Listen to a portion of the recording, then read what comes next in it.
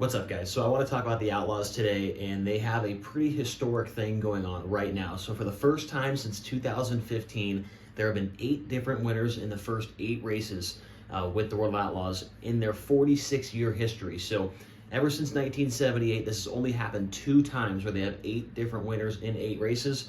And now they head to the Thunderbird Speedway in Muskogee, Oklahoma, looking to make history and make it 9 different winners in 9 races to open up the season for the very first time in its history.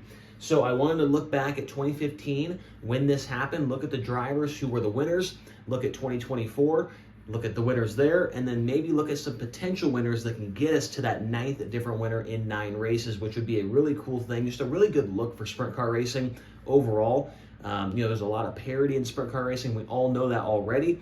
You look at series like F1, right? They only have a different winner when Max Verstappen blows up or whatever happened to him last weekend. I mean, there's not much parity in F1, and it's a huge racing, form of motorsports. Sprint car racing, if you want to know who's going to win, this isn't the place for you. You never know who is going to win on any given night, and that's what makes it so entertaining.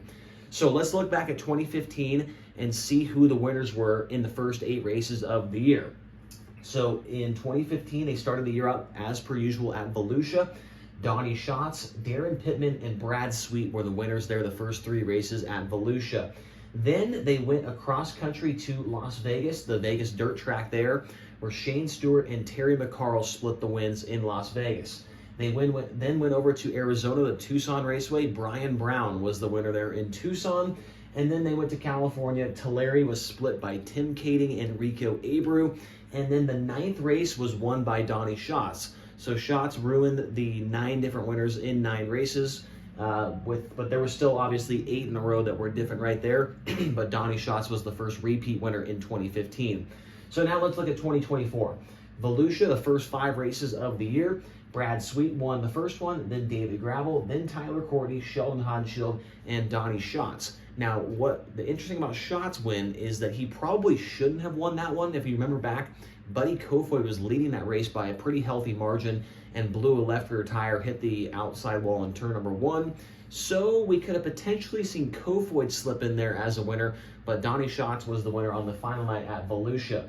What's interesting to me by just looking at this real quick is David Gravel's name not in that 2015 season of different winners. I thought for sure he would have been in that group of drivers, but was not. He is here in 2024. Then we went over to Cottonville Speedway. Brent Marks got the win, and the other one was won by Giovanni Scelzi. And then last week at Kennedale Speedway Park, Carson Macedo got the win. Now the question is, who will win this weekend at the Thunderbird Speedway in Muskogee, Oklahoma? Thunderbird Speedway is a half-mile racetrack. It is the first time ever that the World of Outlaws will be going to that big racetrack. And so looking at the potential winners, obviously you look at the guys that are full-time with the series that have not won yet, and then you look at a guy that maybe has a lot of half-mile success and is going to be in the field. I have not seen who all is going to be there. I don't know if I saw a picture on Twitter that Rico Abreu was kind of doing something to his car, getting it ready. Not sure if he's going to be going to this race or not. So I did not put him on my potential winner list. So let's look at that list right now. And I have it in order of who I think could win compared to the guy at the bottom of the list here. So Logan Schuchart, I think, is the guy that could potentially win at Thunderbird. You look at his average finish on half-mile racetracks since 2017. It is 9.0, which doesn't sound very good, but he has 14 wins in that time span on half-mile racetracks.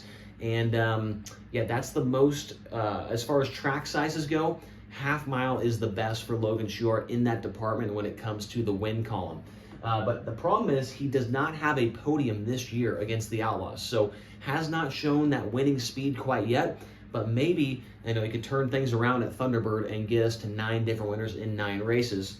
The next guy I have on my list is Aaron Reitzel, an 11.6 average finish on half-mile racetracks since 2017, and he has 3 wins on tracks of that size with the Outlaws, and we know he's won a lot at Knoxville here over the last couple of years. I don't have those races accounted for. These are just looking at the Outlaws. So Aaron Reitzel just had a good run last week at Kennedale Speedway Park.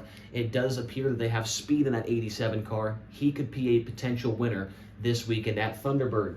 Next on my list is Buddy Kofoid, one of the Rookie of the Year contenders, an 11.8 average finish on the half-mile racetrack since 2017. No wins, and he does not have a podium finish this year with the Outlaws. But like I mentioned a few minutes ago, he was very close to getting a half-mile win at Volusia earlier this year before that left rear tire exploded and took him out of the running for that win. Buddy Kofoid, I think, is definitely a potential threat to win this weekend at Thunderbird. And the final guy I have on this list is Bill Balog. Now, Balog, not that good on the half-mile racetracks, a 16.5 average finish since 2017, does not have any wins, but he has shown speed so far this year. A couple of top 10s. I think he got maybe 2 at Volusia, had a 4th place run at Kennedale last week, so a little momentum on his side maybe. He started on the front row of the feature at Kennedale, so Balog is trending in the right direction. He's definitely at the lower end of my potential winners. I just don't really see him winning at a track like Thunderbird, but he's definitely on this list. Now, another guy that I did see right before I went live with this video that is going to be there is a guy that's on this board, and that is Brian Brown. He will be there in his number 21 car. We know how good he is on half-mile racetracks. Those are right up his alley, and if I would have seen that before I put this board together, he would be in this top 4. We'll just put him down as the 5th place guy on the potential winners list. So Brian Brown definitely is a guy to watch for going to Thunderbird Raceway this weekend. So hopefully you guys enjoyed this video. I will definitely be watching on Friday night to see if we can get to that 9th different winner in 9 races with the World of Outlaws for the first time in its 46-year history. Would definitely be a very, very cool storyline and show just how crazy sprint car racing is. You literally never know who's going to win. So for the whole sake of sprint car racing, I want to see it happen. Like I said, be a great storyline to open up the 2024 season. So hopefully you guys enjoyed this video, and we'll see you back here later on the channel for another one.